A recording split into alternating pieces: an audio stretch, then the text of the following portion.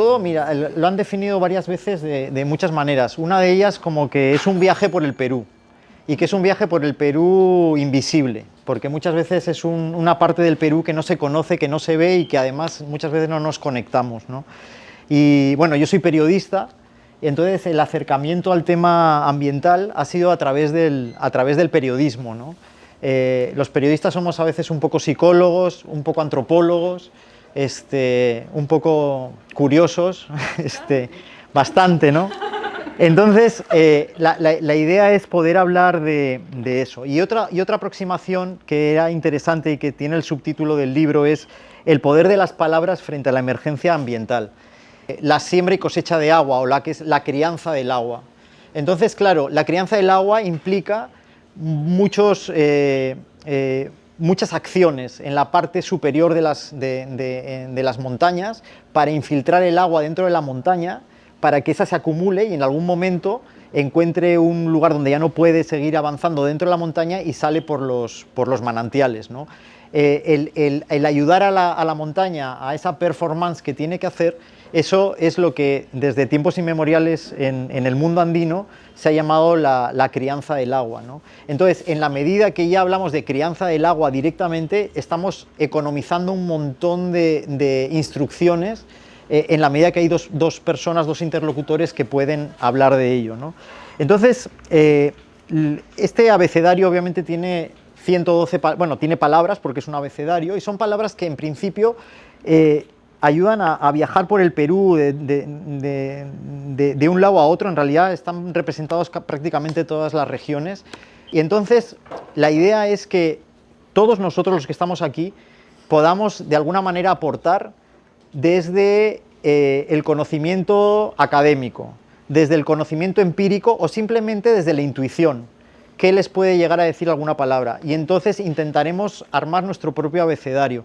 Yo voy a abrir la primera, que obviamente ya sé cuál es. No va. Sí vale. Ya por lo menos, déjenme no improvisar por lo menos las tres primeras. Y es la palabra andenería, ¿ya? Es la palabra andenería, ¿no? Entonces andenería está en la página 32 y lo que dice es que en el Perú existen más de 600.000 hectáreas de andenes construidos en épocas pre-inca e inca, según el Ministerio de Agricultura, ¿no? Esta técnica ancestral ha demostrado ser una práctica inteligente para batallar con la incertidumbre del clima, ¿no? Y remite a la página 32, yo voy a abrirlo y voy a leer alguna cosa de la andenería, una cosa breve, ¿no? No voy a leer el tema completo, ¿no? La idea, lo que tienen los andenes, lo que permite, y todas las palabras están relacionadas con el cambio climático. No son palabras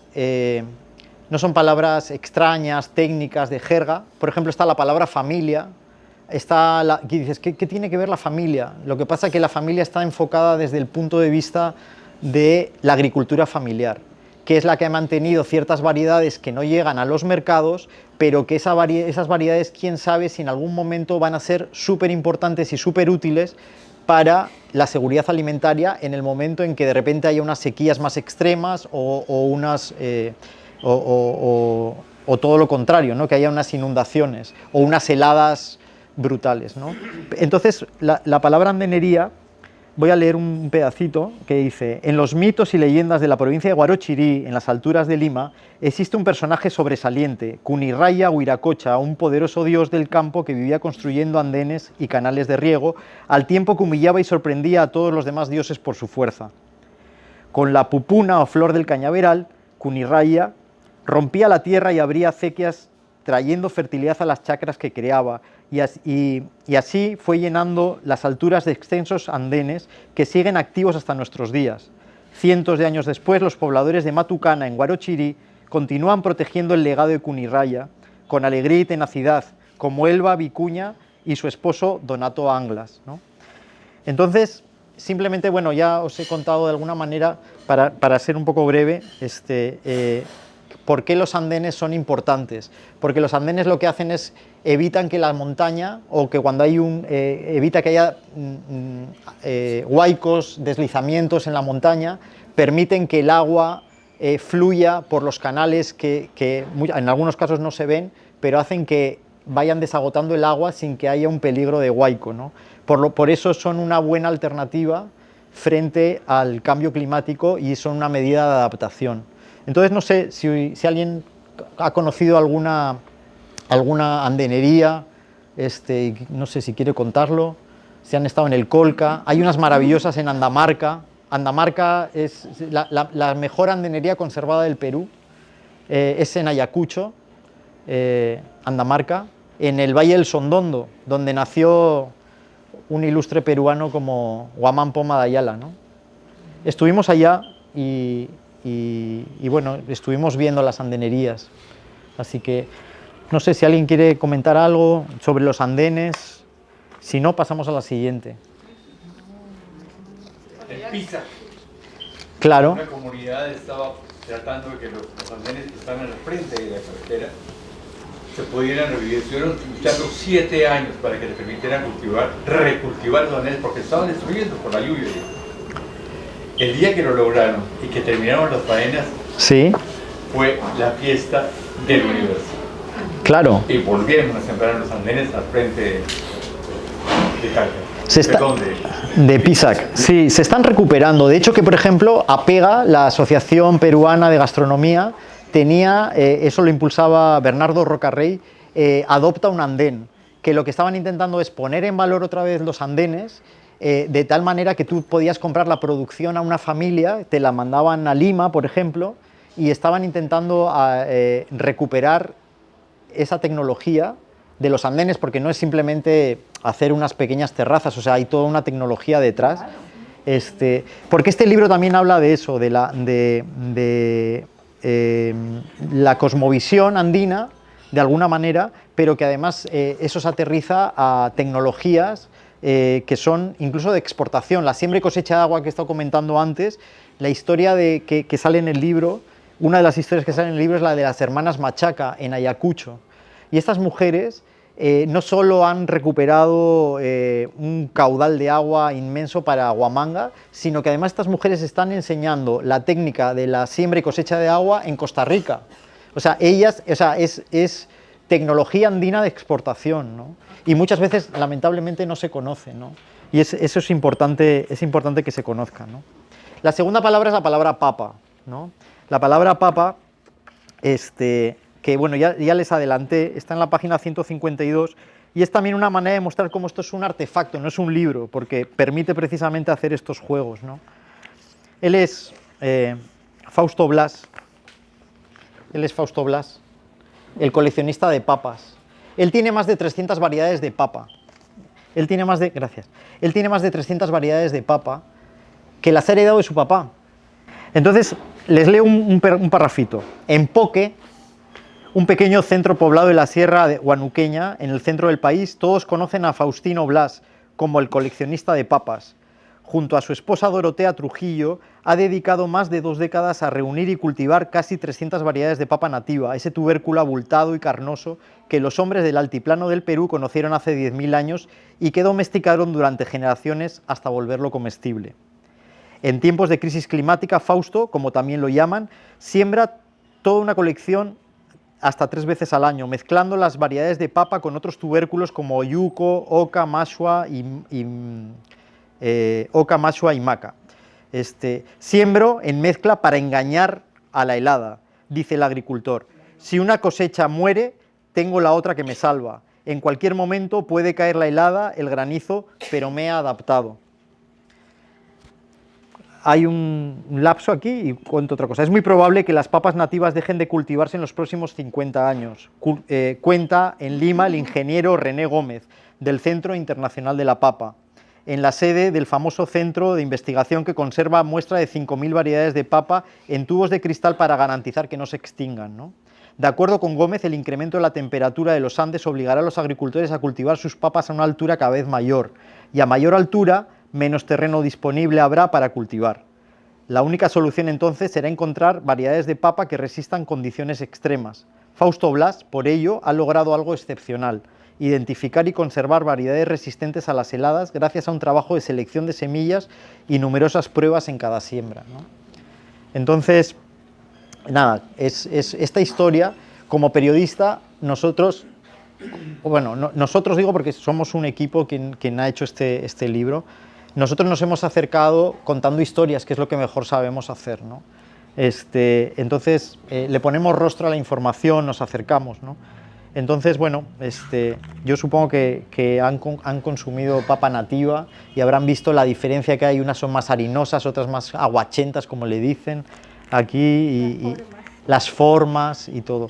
Aquí hay unos QRs en el libro que lo que te permiten es acceder, por ejemplo, a estos niños que os digo de la comunidad de Quero, donde ellos hablan y tienen un dominio, o sea, son niños de 8, 9, 10 años que bueno, son un colegio rural y que muestran cómo le dan esa capa particular a la palabra papa, ¿no?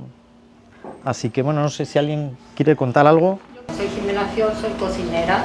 Con referente a las papas nativas, que es importante que se sepa también, es que las papas nativas, una vez que se cosechan, en la zona donde se han sembrado no se puede sembrar de nuevo hasta después de 7 años.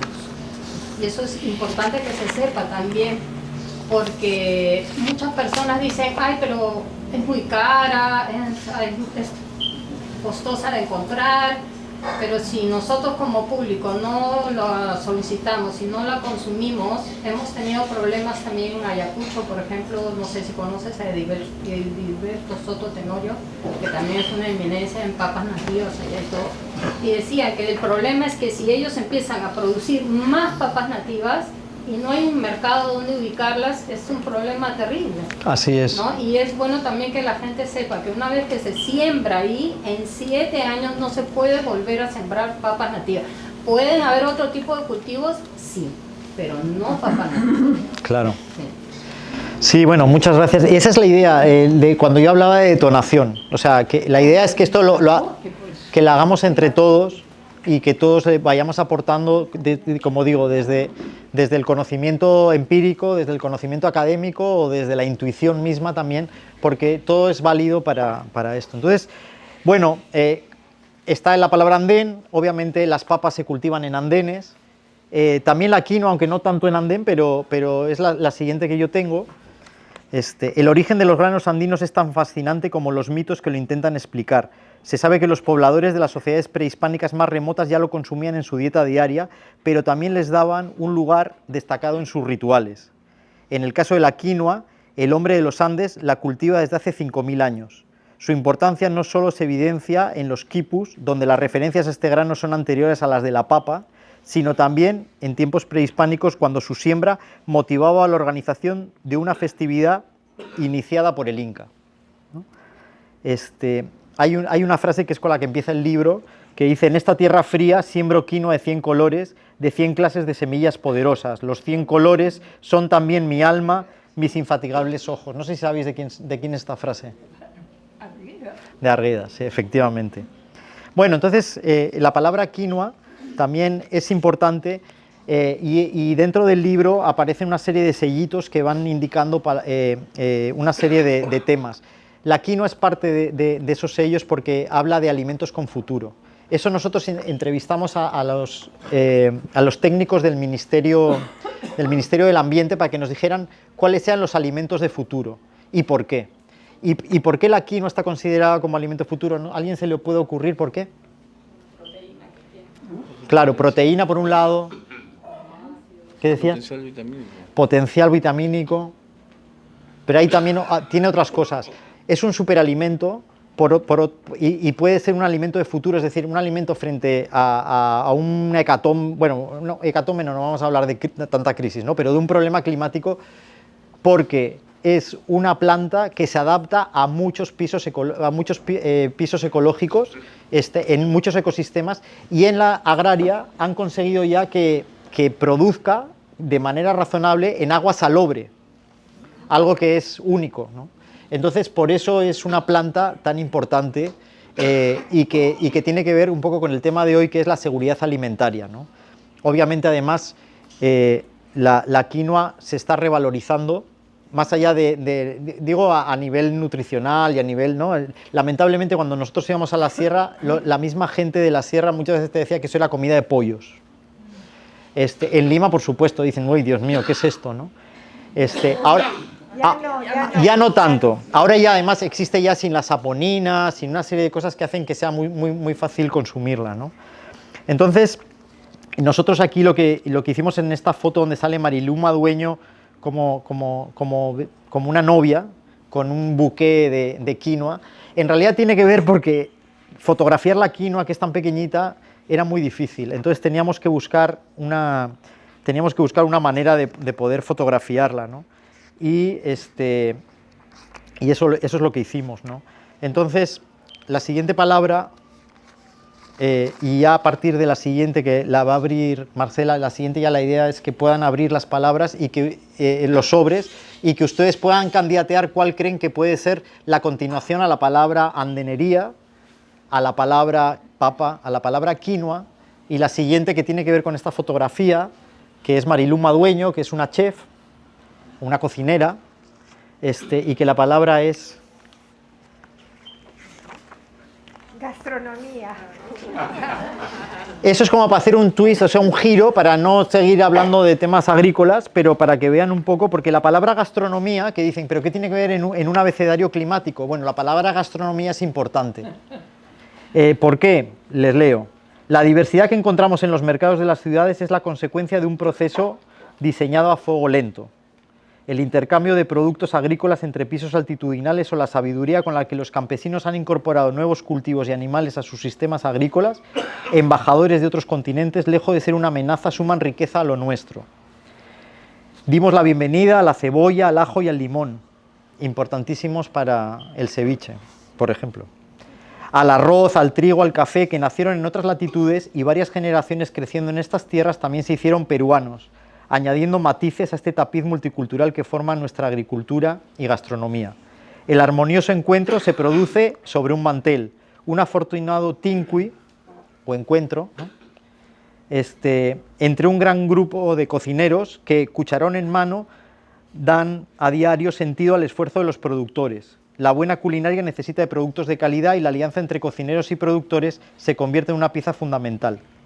El ser reconocido hasta el 2024 como un destino culinario líder por 10ª vez en los World Travel Awards no es fruto de la casualidad para el Perú, ¿no? Entonces, no sé si alguien quiere comentar algo. Antes estábamos hablando de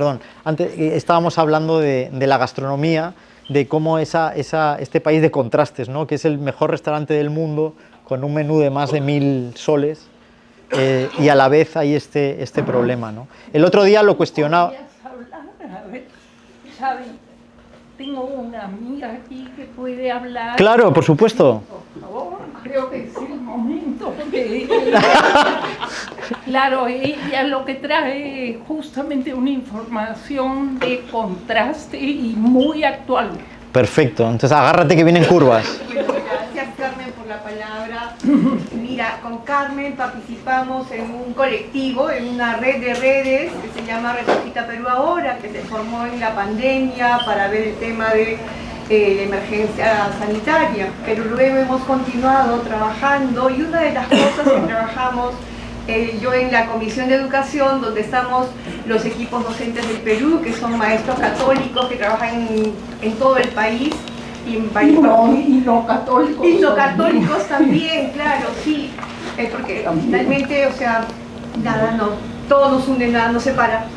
Y entonces desde este colectivo, esta red de redes, estamos trabajando justo temas, una movilización ciudadana contra la anemia y la desnutrición infantil crónica, ¿no? Entonces veníamos a ofrecer un regalo, convocarlos también que se informen a través genial. de estos, muchas gracias. Flyers, de estos trípticos. Y una de nuestras amigas que está dentro de esta iniciativa es Gloria Helfer, que cuando se enteró que estabas trabajando el tema de seguridad alimentaria, te envió un pequeño detalle con amor y con cariño. Ay, muchas gracias. Gloria, para ti. Déjame uno para eso. No es autora, Ya. pero porque por eso no lo firma, pero te lo manda. Ya, genial, muchas gracias. Y ojalá. Y hablando de la quinoa, Sí. que es un alimento milenario, ¿no? Qué pena que no ha tenido esta influencia sobre el mundo como ha tenido, por ejemplo, la papa, ¿no? Hoy en día la quinoa, por lo menos en restaurantes peruanos, está bien presente.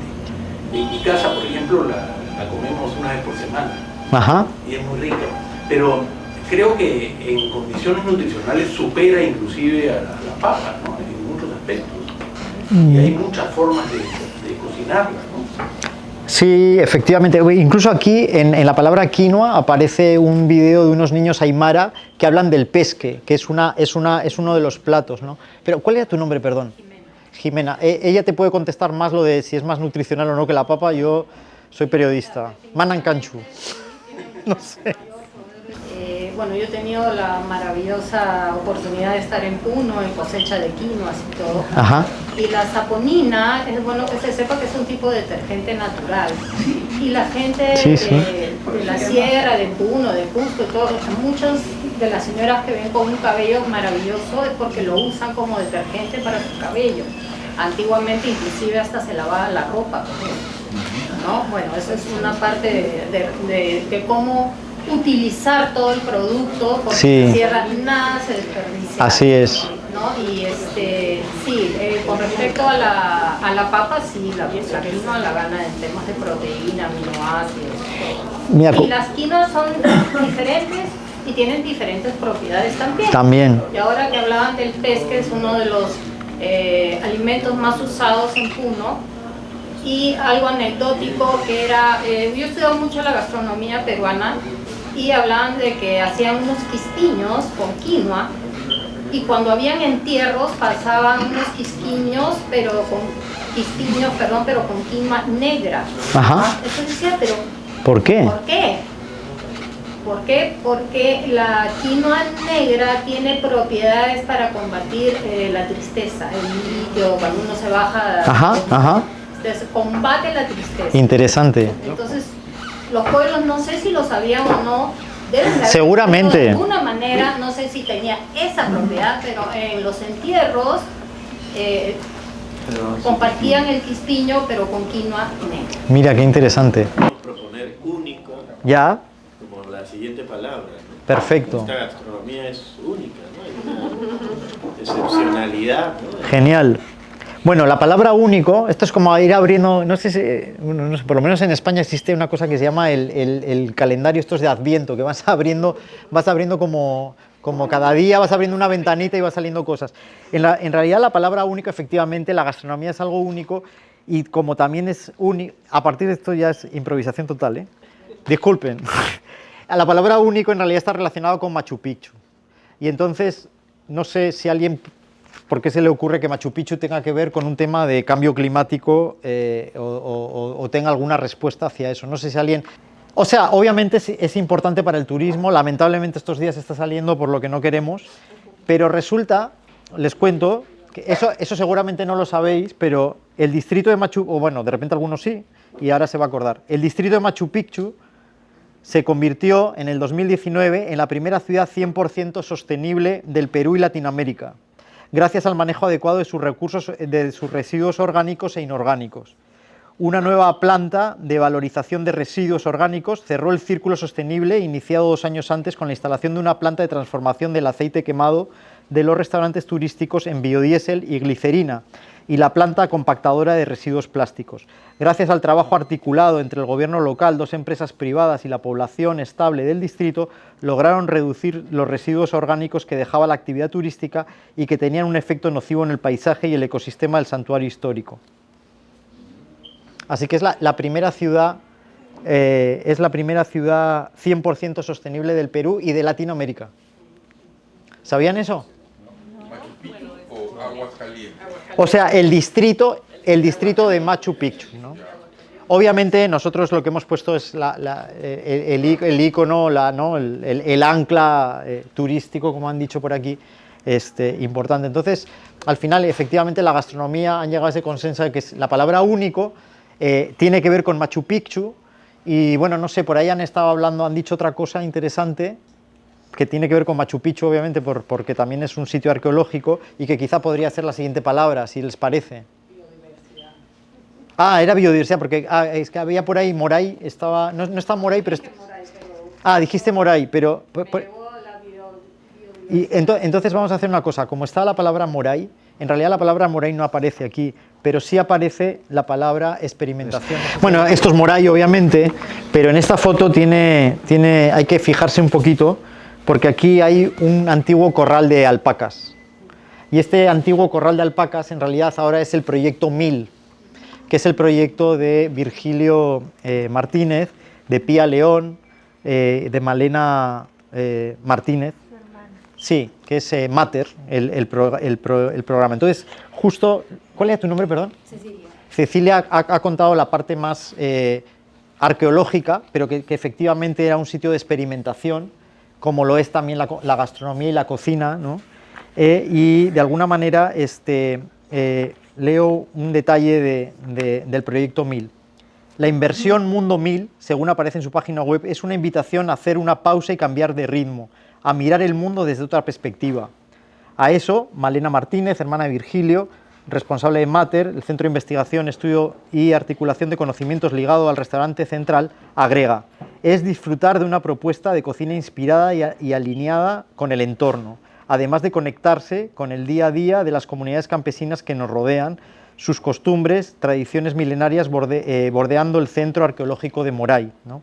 En 1000, la gente de la comunidad te puede guiar por una ruta y tiene mucha información a la que después de nosotros podemos darle un nivel de formalidad y hacer un registro.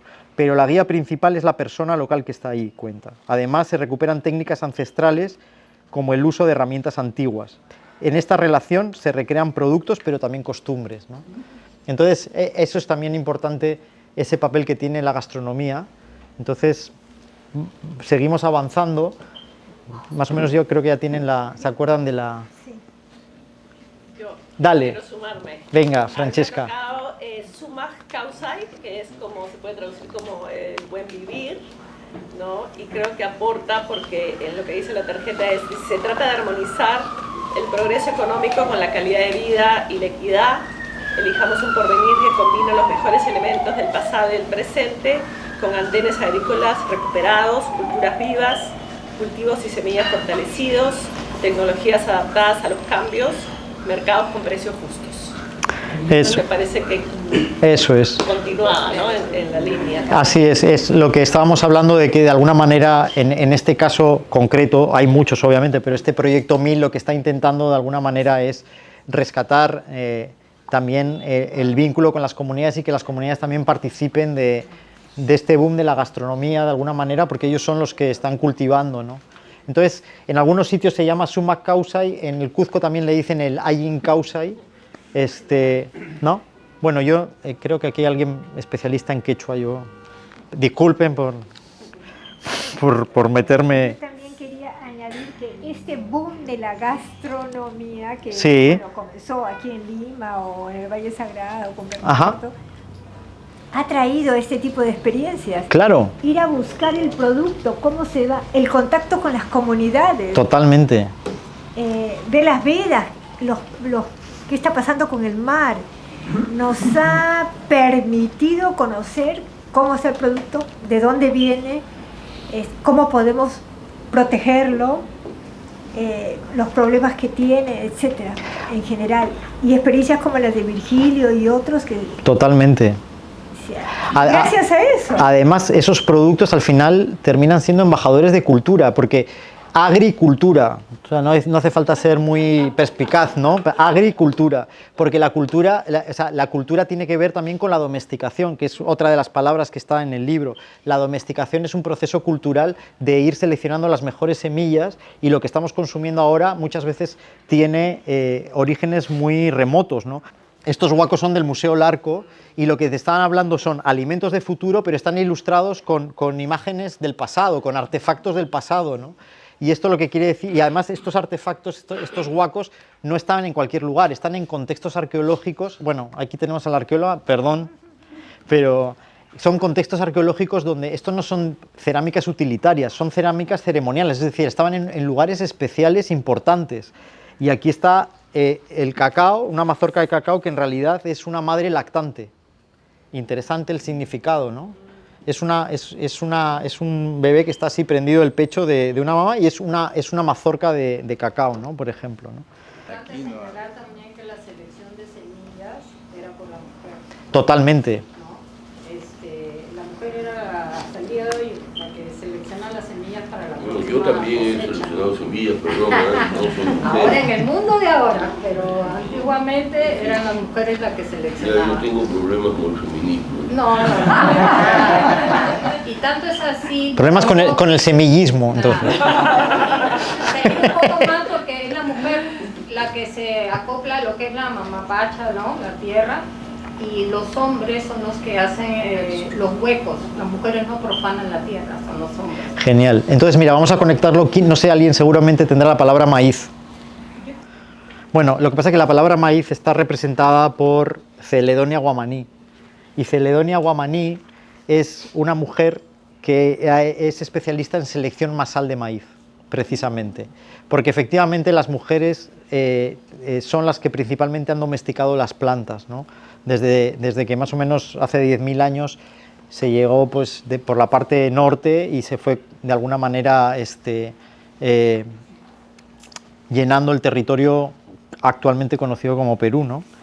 Entonces, ahora vemos lo del legado, porque el maíz también es un legado, pero Celedonia es una especialista empírica en la selección masal, un método de mejoramiento de plantas basado en la selección de aquellas con características más sobresalientes que permite hacer frente a las consecuencias del cambio climático. Ella es la guardiana del maíz en Mixca, porque es en Apurímac, ¿no? Porque no hay nadie como ella en su localidad que sepa tanto de esta gramínea de tallo largo en forma de caña que transformó los Andes en el escenario de unas civilizaciones agrícolas más productivas de la historia de la humanidad.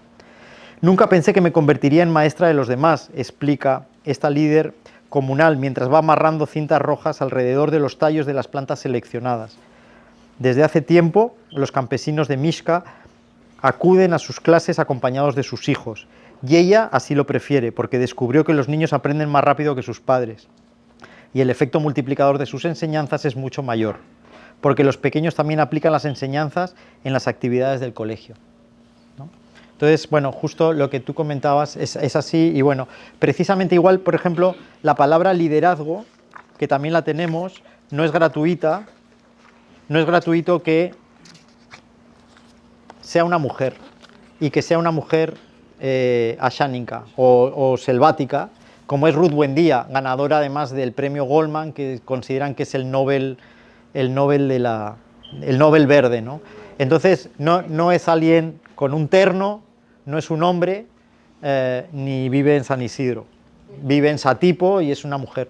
Y eso un poco lo vimos porque en su momento hicimos también un trabajo con Joaquín Leguía y la asociación ANIA, y que lo enlazo entonces con la palabra legado, porque está ilustrado precisamente la palabra legado con una fotografía de la comunidad 28 de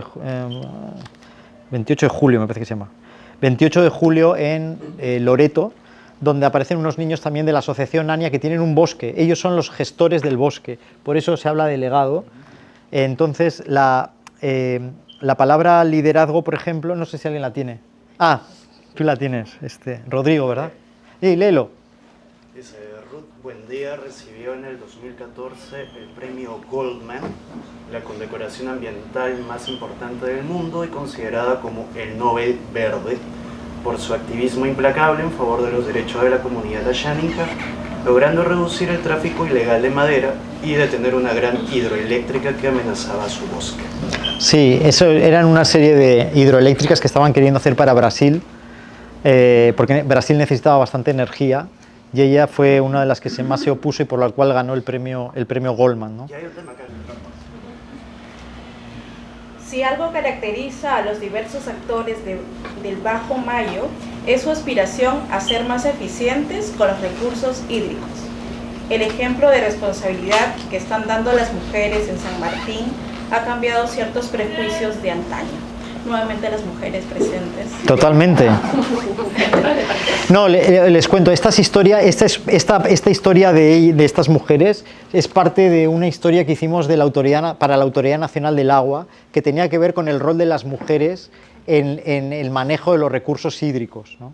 El problema es que, y la palabra mujer, que estará también por ahí, está relacionada con eso. ¿Por qué? porque no sé si saben, pero quien tiene derecho al agua es quien tiene la tierra en titularidad.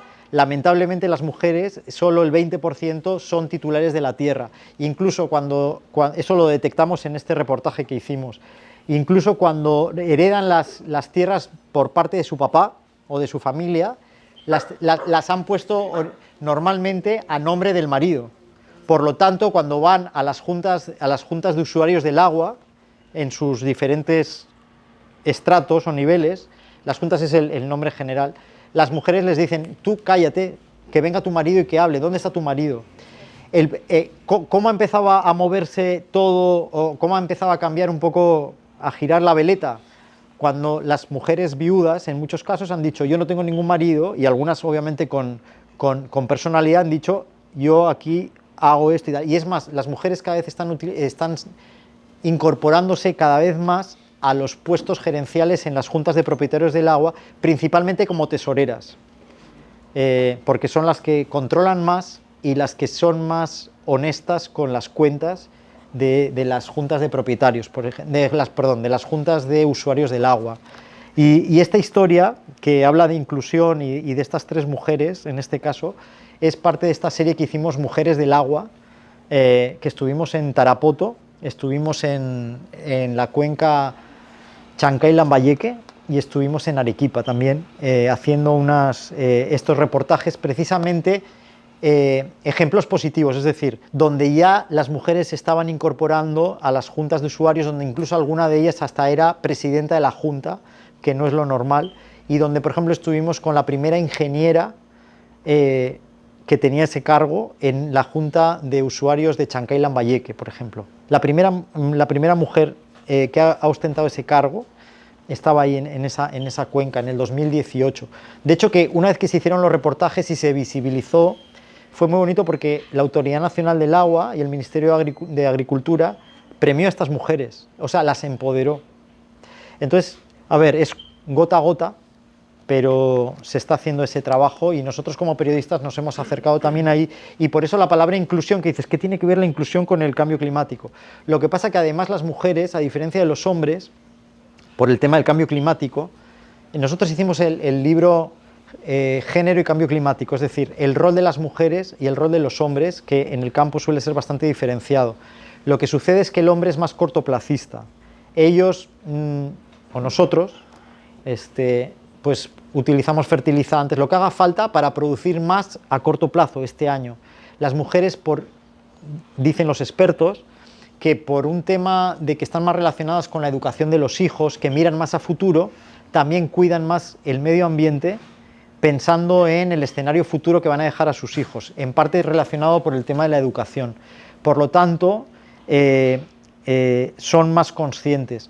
Por otro lado, normalmente las mujeres suelen tener también, en todos los estudios aparecen como que suelen incrementar los cuadros de pobreza, y la pobreza también está relacionada con el cambio climático. De alguna manera hace que muchas personas no puedan salir de la pobreza precisamente por los problemas del cambio climático, ¿no? Entonces, las mujeres están más afectadas por el cambio climático que los hombres, ¿no? Según varios estudios que se han hecho desde Naciones Unidas, del PNUD y de distintas instituciones que no necesariamente organismos internacionales, ¿no? No sé si alguien quiere... Yo tengo la palabra herederos. Ajá. La verdad que escucho maíz, papa, conocimientos, y digo, pucha, qué tal suerte de ser herederos de todo esto, ¿no? Sí. Y la responsabilidad que en realidad tenemos de haberlo heredado. Por un lado suerte y por otro lado. Esto está en la página... Sí, aquí está. Bueno, sí, aquí está, en la 95. La palabra herederos en realidad tiene que ver, es una palabra bien pequeña, pero la idea es que estas palabras al final sirvan como gatillador para seguir buscando información, ¿no? Que despierte la curiosidad. La palabra herederos en realidad es un dibujo de Guamán Poma con una fotografía de un agricultor en el Valle del Sondón, donde nació Guamán Poma y donde estuvimos. Y nosotros lo que hicimos fue recrear las estampas de Guamán Poma con fotos, para mostrar de alguna manera qué tanto había cambiado o qué tan poco había cambiado el valle en 500 años. Una palabra que queráis, claro. A mí me tocó Colcacoto, Colcacoto, claro que sí. que es, acá dice, la observación de la constelación de Pléyades permitía pronosticar fuertes eventos climáticos en el mundo andino. Los estudios arqueoastronómicos actuales lo precisan con sumo detalle. Una elevación anormal de la temperatura del Pacífico provoca mayor nubosidad y una visión borrosa de esta constelación en los Andes. Así es. Lo cual yo lo relaciono mucho con lo de herederos. Claro. Lo que pasa que, bueno, si quieres profundizar en... No, pues lo relaciono yo. Ah, bueno, ya. No, o sea, la idea, o sea, lo interesante de las palabras y de este abecedario es que, como digo, desde la intuición también uno puede llenar de contenido la palabra, o sea, no tiene que ser algo académico ni saber mucho de las cosas, ¿no? Entonces, bueno, el punto de todo esto, del Colcacoto o las Pléyades, es que en el mundo andino hasta el día de hoy se sigue utilizando como un marcador climático, es decir, cuando las Pléyades están muy nítidas en el cielo, es que no hay fenómeno del Niño, porque cuando hay fenómeno del Niño, lo que sucede es que en el océano se produce una evaporación, se produce la evaporación del agua. Entonces eso hace que las Pléyades, porque obviamente es un fenómeno del Niño que es muy sintomático y con una magnitud enorme, eso hace que las Pléyades se vean nubosas. Al ver nubosas, los agricultores en los Andes toman decisiones de adelantar o atrasar la siembra y la cosecha, ¿no? Entonces, y eso es una cosa que es actual, pero en la palabra Colcacoto, que está en la Q, es también una palabra cortita que también está relacionada con fenómeno del Niño y que ahora os la voy a ver, Colcacoto está aquí. Lo que tú has leído es correcto y además lo que añade este texto es que en el antiguo manuscrito de Huarochirí, que además lo veo que está ahí, Dioses y hombres de Huarochirí. Está al frente también. También, mira, allí también está. Bueno, pues ese manuscrito del siglo XVII lo explicaba de una manera muy sencilla. Cuando las estrellas de la Colca se veían más grandes y brillantes, venía una época de lluvias normales y por tanto de buenas cosechas para alegría de todos. Si estas venían pequeñas y débiles, se creía que no sería una buena temporada para los cultivos, ¿no? Y eso obviamente se relaciona con la palabra fenómeno del Niño, ¿no? Y la palabra fenómeno del Niño, y creo que con eso podemos hacer una gran reflexión, está ilustrada, a ver, ¿dónde estás? Que se me ha perdido la F, aquí está. Bueno, la palabra fenómeno del Niño está ilustrada con Bichama. ¿Por qué? Porque hay un muro que dicen los arqueólogos especialistas que estos hombres, estas personas, estos seres que están en uno de los muros, que se les ve que están como con las costillas y tal, es una gran hambruna que hubo hace 3.800 años en la costa peruana y que de alguna manera terminó con la civilización Caral. Es un fenómeno extremo que parece que duró muchos años, que no pudieron resolverlo ni agrícolamente, ni religiosamente, ni nada, entonces terminó decayendo esa civilización, ¿no? Entonces el fenómeno del Niño de alguna manera está ya, aquí está Bichama, ¿no? Y de alguna manera la reflexión que yo haría más allá de leer, hay unas frases de Ruth Sadi que hablan de esto y de su equipo, pero es en 3.800 años que hemos aprendido, ¿no? ¿Por qué? Porque también está en el libro la palabra yaku, y la palabra yaku, que en quechua significa agua, pero aquí no está como tal, sino que habla del ciclón Yaku, ¿no? Y entonces, claro, esto es de Ocucaje de hace 2 años. Entonces, entre la imagen de Bichama y la imagen de Ocucaje hay 3.798 años. Entonces, ¿qué hemos aprendido en 3.800, en toda esa cantidad de años?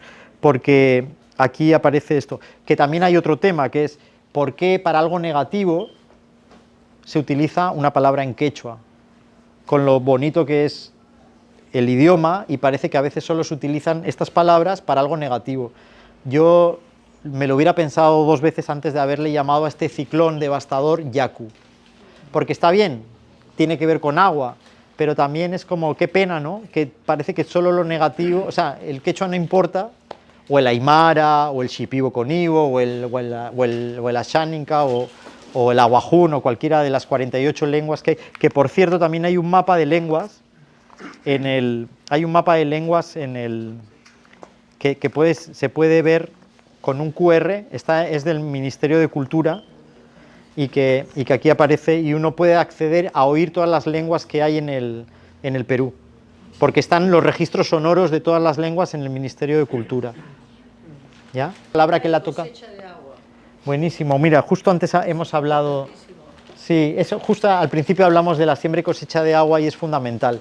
Es una tecnología andina que tiene que ver con 6 o 7 actividades que se hacen en la parte alta de las montañas para infiltrar el agua dentro de la montaña. Normalmente dicen que baja como unos 500 metros por año el agua. Y entonces, claro, dentro de la montaña existe, o sea, va percolando, y por eso las montañas son tan importantes, porque al final son reservas de agua, más allá de la nieve, más allá de los glaciares, ¿no? Dentro de la montaña al final son como grandes contenedores de agua, ¿no? Ese agua va bajando hasta que se encuentra con una napa freática, o sea, con la napa freática, y se encuentra con arcilla, que es impermeable, o se encuentra con roca. Y el agua, creo que todos tenemos la experiencia de que si tiene que buscar un camino lo va a buscar y lo va a encontrar, y nos va a fastidiar el piso de casa, si es que hay un escape o lo que sea. Bueno, en la montaña pasa lo mismo. Entonces al final termina saliendo por los puquiales, también debe estar por ahí la palabra ñahuinpuquio, ñahuin, ojo, puquio, manantial, el ojo de agua por donde sale. Por lo tanto, lo que permite es que haya agricultura más abajo, sobre todo en la época de estiaje, ¿no? Entonces esas técnicas que hay de plantar ichu, de hacer lagunas, o sea, ¿qué es lo que hacen los agricultores en las zonas más altas? Hay una fotografía así muy bonita, bueno, es esta, justo la que sale aquí atrás también. Ellos lo que hacen son lagunas artificiales en depresiones, ¿no? Entonces, lo que hacen es un pequeño muro muy rústico y capta el agua. Entonces, ese agua en zonas altoandinas obviamente podría evaporarse muy rápido porque por el calor. Esa tierra, lo que sucede es lo que hace es chupar ese agua. Por eso a veces hay lagunas de absorción. Algunas personas dijeron, oye, qué maravilla, oye, si esto lo han hecho, lo vamos a hacer los demás. Y entonces dijo alguien de un ministerio, bueno, el Ministerio de Agricultura en un momento, metamos aquí máquinas para hacerlo más rápido, para hacerlas más grandes. Se fastidió, porque lo que hicieron fue compactar la tierra, y la tierra dejó de captar ese agua y se convirtió simplemente en una laguna de acumulación, y la acumulación de ese agua se evaporó. Por lo tanto, no sirve meter maquinaria en la zona altoandina para hacer las lagunas, porque lo que hace es compactar la tierra y no permite que haya esa percolación del agua, ¿no?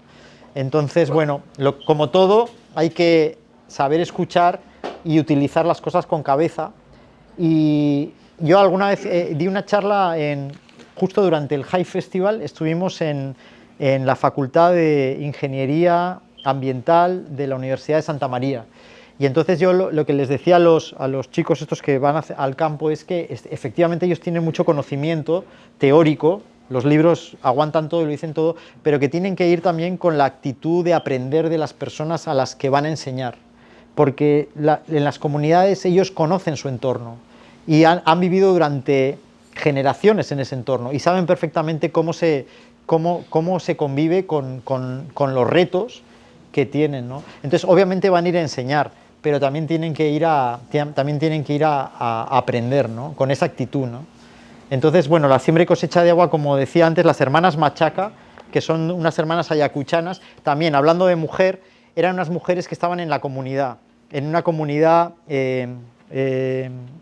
ahora no me acuerdo, pero era una comunidad altoandina de Ayacucho. Y dijeron, nosotros queremos estudiar en la universidad. Y entonces el padre dijo, no, de ninguna manera. Y la comunidad dijo, no, de ninguna manera. Entonces le convencieron al padre y el padre tuvo que convencer a la comunidad. Y entonces estas mujeres dijeron, bueno, ok, ya van a ir a estudiar a Huamanga, perfecto. ¿Qué quieren estudiar? ¿Enfermería, matronas? No, queremos ser ingenieras. ¿Cómo? No, que van a ser ingenieras. Ustedes querrán ser matronas. No, queremos ser ingenieras. De hecho, que son ingenieras ambientales y de hecho que ahora combinan, hacen sus pagapus, hacen sus ofrendas a la mamacocha antes de hacer el tema de la siembra y cosecha de agua, pero a la vez lo combinan con los conocimientos científicos, ¿no? Académicos. Y eso es lo interesante, o sea, no son excluyentes ni un conocimiento ni el otro, sino que son totalmente complementarios para muchísimas cosas, ¿no? Entonces, las cosas que se han hecho de manera empírica, generación tras generación, encuentran a veces la respuesta técnica, química, física en la academia, pero al final, creo que los dos caminos llegan a parecidas conclusiones, ¿no? Y eso es un poco la idea, ¿no? Si hay una imagen que resume como ninguna otra las creencias andinas y cristianas, es la imagen de la Virgen del Cerro. Esta es, por si acaso. La manera como está distribuido en el espacio, en el cuadro, de arriba a abajo, responde a una tradición y jerarquía indígena, el Anan, el Chaupi y el Uri, relacionado con el oro, la plata y el cobre respectivamente. Sí, eso es. De alguna manera la palabra montaña, en la M hay tres palabras, la palabra montaña, la palabra mujer y la palabra maíz, que está representada, como habéis visto antes, por una mujer. Lo que pasa que es un poco, que hemos querido hacer ese juego de mujer, montaña, montaña, mujer. De hecho que aquí la montaña es una virgen y tiene esa forma, el manto de la virgen cristiana, católica, pues de alguna manera en algún momento hay ese sincretismo que es tan interesante, ¿no? Que de alguna manera, bueno, en algunos casos ha sido excluyente lamentablemente, pero que al final el sincretismo, esa contaminación de culturas es fantástica, ¿no? Entonces, de alguna manera es la Virgen, pero es el cerro y es la Pachamama. Por eso en la historia lo que habla es de cómo Hipólito Vargas levanta la mirada hacia la ladera escarpada que les da de comer y que en su comunidad campesina conocen como Cerro Despensa. Totalmente sintomático, ¿no? Pero por la comida, no tanto por el oro, ¿no? La montaña está coronada por una laguna, la que llaman Mamacocha, madre laguna en quechua, ¿no? Todos son hijos de la laguna y están a punto de subir a su orilla para participar en una ofrenda donde pedirán este año a la Pachamama ser generosa con ellos. A 4.200 metros de altitud, el chamán acerca sus labios hacia 3 hojas de coca que sostiene con sus dedos y en 3 susurros le transmite su aliento. Un soplo que, según él, lo conectará con los apus, los espíritus de las montañas que abrazan esta comunidad en un lugar recóndito de los Andes. El oráculo, al borde de la laguna, consta de 2 construcciones de piedra circulares de aspecto muy rudimentario, pero que en su interior protegen su tesoro más preciado, una selección de semillas, antes han hablado de las semillas, de papa, oyuco y maíz, y trigo. Aisladas del clima tendrán un año para germinar y crecer en la oscuridad. Cuando Hipólito retire las piedras que taponan la entrada, confirmará si su fortuna será propicia. Pero, incluso cuando el resultado sea negativo, será la Virgen de la Ascensión, en su diminuta capilla de gruesos muros incas, quien le otorgue una segunda oportunidad. Al día siguiente, los andinos le consultarán a la Virgen sobre tan importante decisión agrícola. Lo harán analizando el comportamiento de las semillas que dejaron un año atrás en la almáciga construida a los pies de su patrona católica. Unas plantas que, desafiando la gravedad, han crecido buscando la poca luz que se filtra entre las rendijas de la puerta de madera maciza. Entonces, en este pueblo, en esta comunidad de Cocha Despensa, tienen eso, suben a la laguna, a la Mamacocha, pero a la vez también tienen la Virgen de la Ascensión y tienen así como el segundo test. Si no funciona el primero, bueno, vamos a ver qué nos dice la Virgencita, ¿no? Entonces, bueno, esas son cosas que encontramos en los Andes y que precisamente habla de esta montaña, que en realidad es una imagen de Bolivia. Hay como 4 o 5 imágenes de esta. Una de ellas está en Argentina, creo que en el Congreso. Esta está en un museo en La Paz y es la Virgen de Potosí, ¿no? La Virgen de Potosí. que es la mamapacha, la mama, no, ¿qué he dicho yo? La pachamama, la pachamama es la Pachamama, pero también es, en este caso, la Virgen de la Ascensión y la Virgen de Potosí. Así que, bueno, no sé, si quieren... Sí, mira, para cerrar, una curiosidad, no sé si saben de dónde viene la palabra Andes, porque yo dije Andes, andenes, esto... Pero, mira, efectivamente, muy bien, la palabra anta. Les leo una cosita cortita, ¿no? Dos cosas les leo y ya está.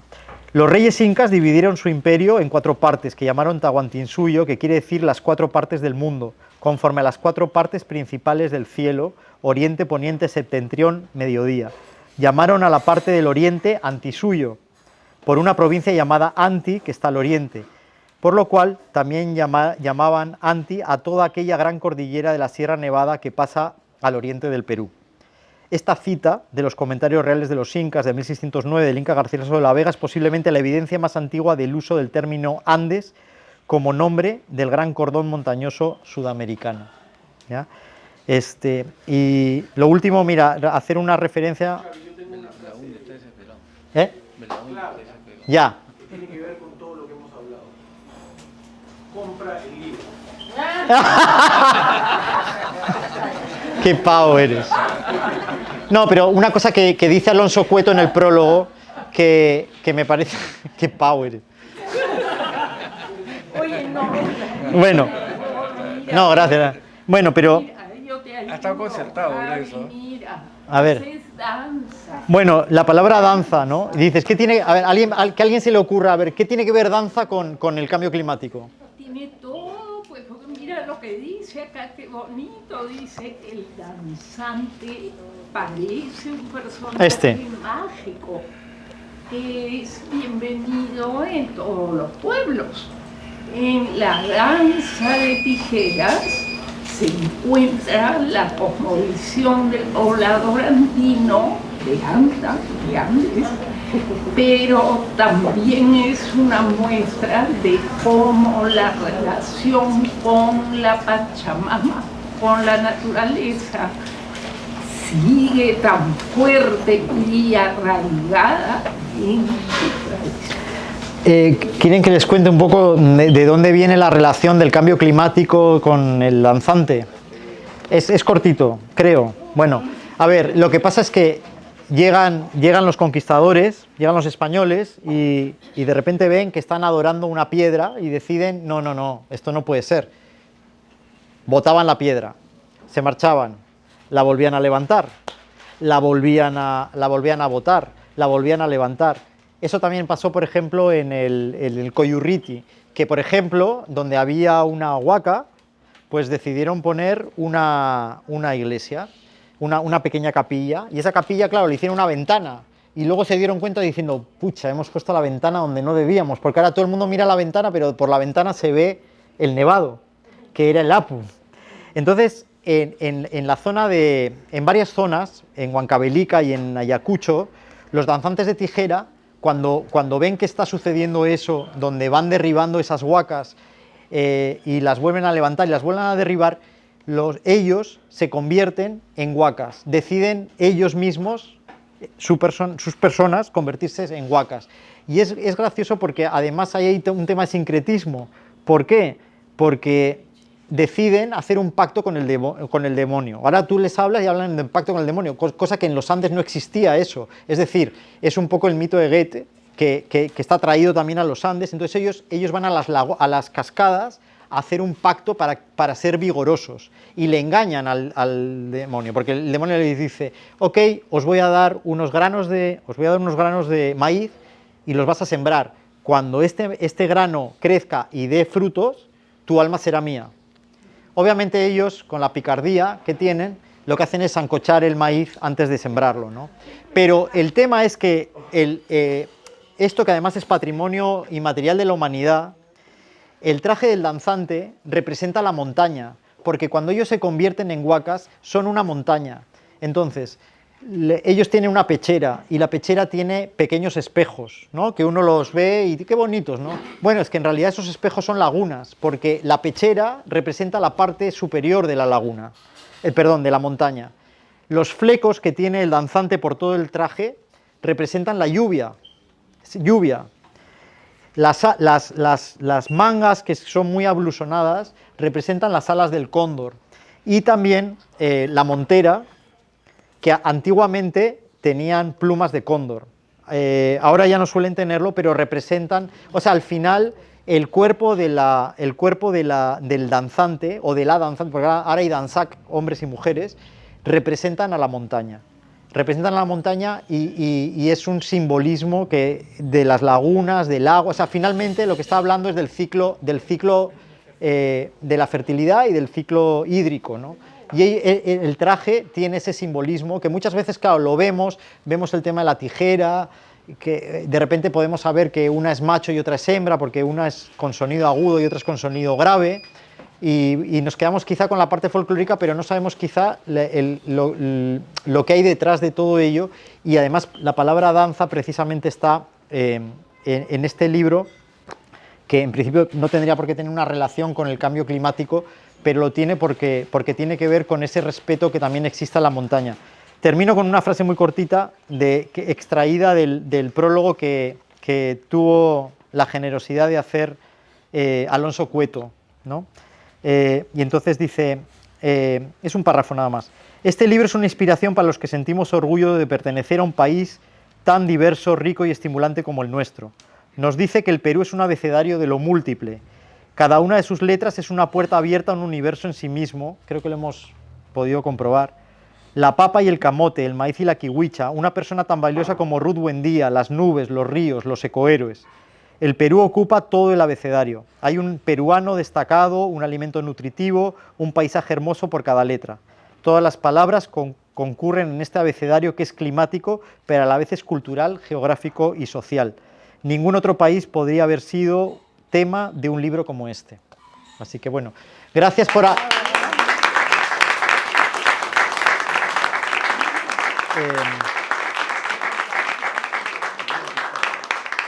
Gracias por ayudar a construir esto. En realidad lo hemos hecho entre todos. La idea no era era detonar una conversación, ¿no? Y que cada uno le ponga su sal y pimienta a cada palabra, ¿no? Porque esa es la idea del abecedario, ¿no?